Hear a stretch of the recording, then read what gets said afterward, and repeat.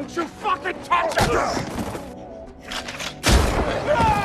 Il avait pourtant remis tout son argent aux braqueurs, mais ceux-ci ont quand même abattu sa femme bien-aimée d'une balle. Quand il a voulu se battre désespérément, les criminels, sans pitié, lui ont tiré dans la colonne vertébrale, le paralysant définitivement. Par miracle, Gray a survécu après 3 mois de coma. Malheureusement, il avait perdu toute sensation en dessous du cou. La seule chose qui le maintenait en vie était sa volonté de retrouver les assassins de sa femme pour la venger. Un jour, un homme vint le trouver. Il affirme pouvoir redonner à Gray la capacité de marcher. Cet homme était le patron d'une société technologique cotée en bourse. Le but de sa visite était de faire participer Gray à son expérimentation humaine en lui implantant sa toute dernière puce cérébrale intelligente. Animé par son désir de vengeance, Gray finit par accepter. L'opération se déroula parfaitement. Après une période d'adaptation, Gray était déjà capable de courir sur un tapis roulant. Mais une fois rentré chez lui, une voix l'interpella. Cette voix provenait de la puce implantée dans son corps. Elle se présenta sous le nom de Stem et lui expliqua que toutes ses actions étaient recommandées par le cerveau de Gray. Stem lui apporta ensuite une bonne nouvelle. Dans la vidéo de surveillance de la nuit du drame que la police avait fournie à Gray,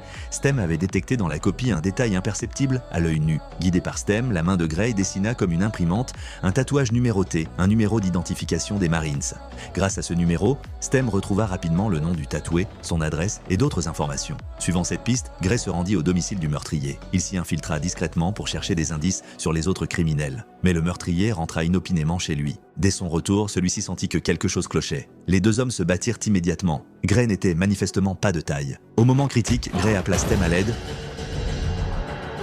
Une fois le contrôle pris par Stem, son corps devint une véritable machine à tuer qui élimina rapidement l'homme. Mais Stem y était allé trop fort. La piste qu'ils venèrent de trouver était à nouveau coupée. Ce film